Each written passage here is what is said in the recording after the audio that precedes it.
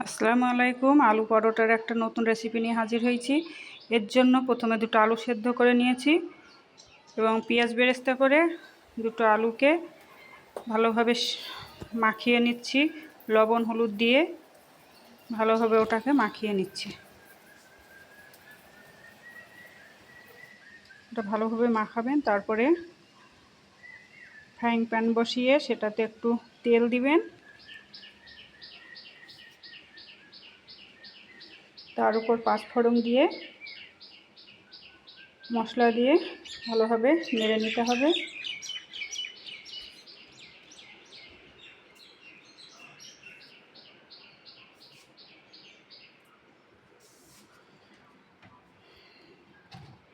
একটু চিনি দেবেন।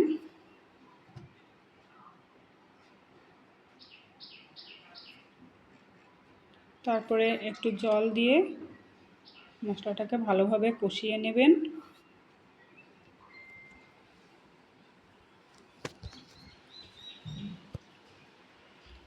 এরপর মাখানো আলুটা তুলে দেবেন। আলুটা ভালোভাবে মশলা দিয়ে কষিয়ে নেবেন।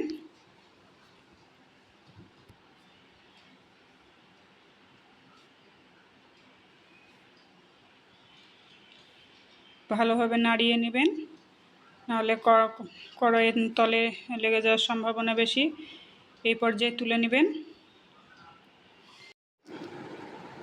এরপর বাটিতে আটা নেবেন, তাতে একটু লবণ এবং সাদা তেল দিয়ে মাখিয়ে নেবেন।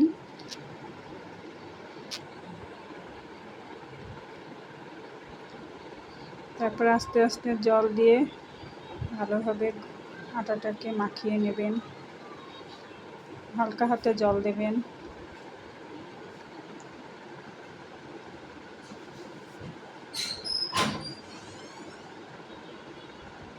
তারপর আটাটা এইভাবে মাখিয়ে নিয়ে কিছুক্ষণ রেখে দেওয়ার পর আবার আমরা পুরটা নিচের মধ্যে পুরে একটু বেলনি দিয়ে বেলে দেব।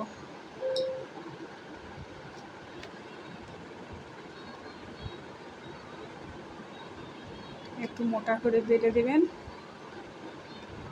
নাহলে পুরটা পুরো বেরিয়ে যাবে। রুটিটা একটু মোটা রাখবেন।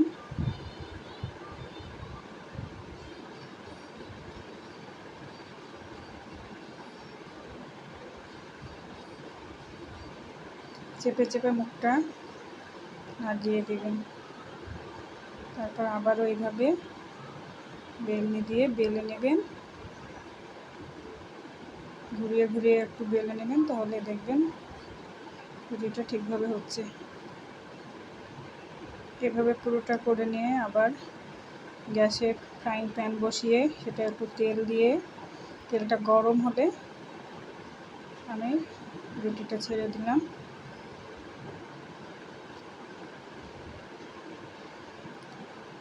আস্তে আস্তে নেড়ে দুই দিকটা ব্রাউন কালার করে ভেজে নিতে হবে। দুই পিঠ উল্টিয়ে ভালোভাবে ভেজে নেবেন। দেখুন দুই পিঠটা ভালোভাবে লাল হয়ে গেছে। এবার তেল ঝরিয়ে তুলে নেবেন। এরপর এটা সসের সঙ্গে আপনারা পরিবেশন করতে পারেন এবং